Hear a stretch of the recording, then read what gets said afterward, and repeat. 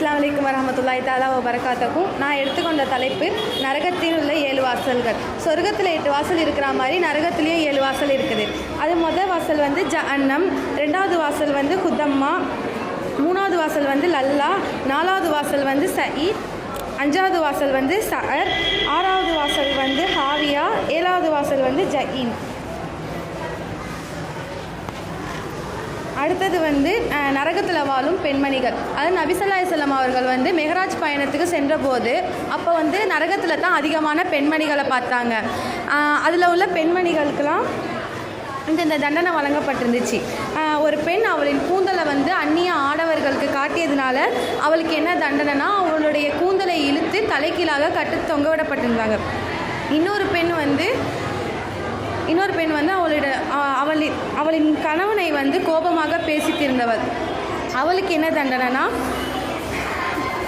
அவளை நாவை வந்து இழுத்து கட்டி தொங்கவிடப்பட்டிருந்தாள்.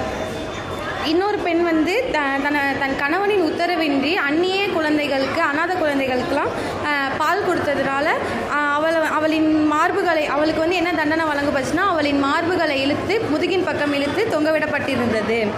இன்னொரு பெண் வந்து அவளுக்கு வந்து தொழுகுவதற்கும் நோன்பு நோக்கிறதுக்கும் வசதி வாய்ப்பு இருந்தும் அவள் தொழாமலையும் நோன்புகளெல்லாம் நிறைவேற்றாமலும் இருந்தது. இன்னொன்று வந்து தன் கணவனின் உத்தரவின்றி வெளியே செல்பவளாகவும், இன்னொன்று வந்து இல்லற வாழ்க்கையில் இருந்துட்டு குளிக்காமலும் இருக்கிறவளுக்கு வந்து என்ன தண்டனைனா, அவளின் மீது தேள்களும் பெரும் பாம்புகளும் தேள்களும் அவளை தீண்டிக் கொண்டிருந்தது. இன்னொரு பெண் வந்து அவள் அலங்கரித்து அந்நிய ஆடவர்களுக்கு காட்டினதுனால அவளுக்கு வந்து அவளுடைய சரீரம் வந்து நெருப்பு கத்திரிக்கோளினால் துண்டிக்கப்பட்டிருந்தது. இன்னொரு பெண் வந்து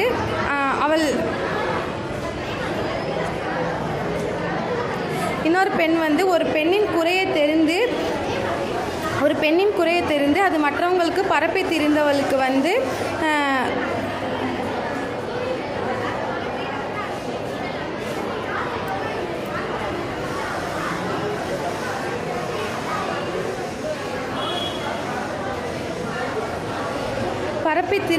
வந்து அவள் வந்து செவிடாகவும் ஊமையாகவும் நெருப்பு பட்டியில் போட்டு அவளின் மூளை உருகி மூக்கின் வழியாக வடிந்து கொண்டிருந்தது.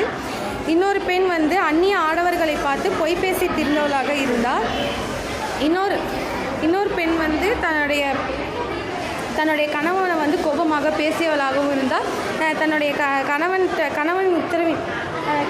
வந்து கோபமாக பேசியவளாகவும் இருந்தால். அவளுக்கு வந்து அவளின் உடல் கழுதையின் உடல் போன்று இருந்தது.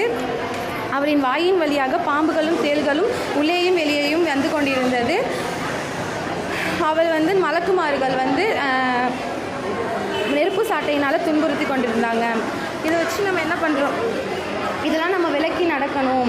இந்த விஷயத்தெல்லாம் தலையிடாமல் இருந்தால் நம்மளுக்கு இந்த நரகத்தில் தண்டனைகள்லாம் கிடைக்காது. இஸ்லாம்.